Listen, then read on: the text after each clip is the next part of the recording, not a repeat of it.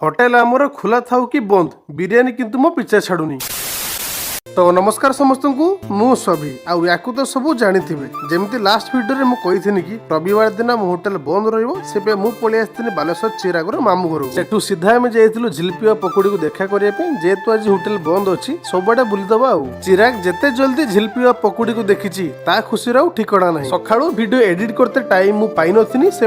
बसिक video को edit करी किसी समय पर खाଇବା भी रेडी होता भी थिला बिरियानी होटेल खुला थिने भी बिरियानी होटेल बंद थिने भी बिरियानी कि भाग्य मोर जे वीडियो भी करने जेमती भी हेने गुटे बिरियानी वाट निहाती आसजिवो लागिलानी ए बिरियानी मोर पीछा केबे भी छाड़ीबोनी खिया खुई सारिकी सीधा आमे जाकी पहुंचेथिलु बालेश्वर मेडिकल रे कारण मामू को पुओटार निमोनिया बाहर थिला छुआटीर ए अवस्था देखि समस्त को मो सुखी थिला टेंशन रे भी सामाने किछि खाइ नथि सेही पई तांको पई मार्केट रु खाइबा आनी देकी आमे सेठु पळि आस्थिलु तो आजि पई एतिकी देखाबो नेक्स्ट वीडियो रे समस्त खुशी रे रहंतु जय जगन्नाथ।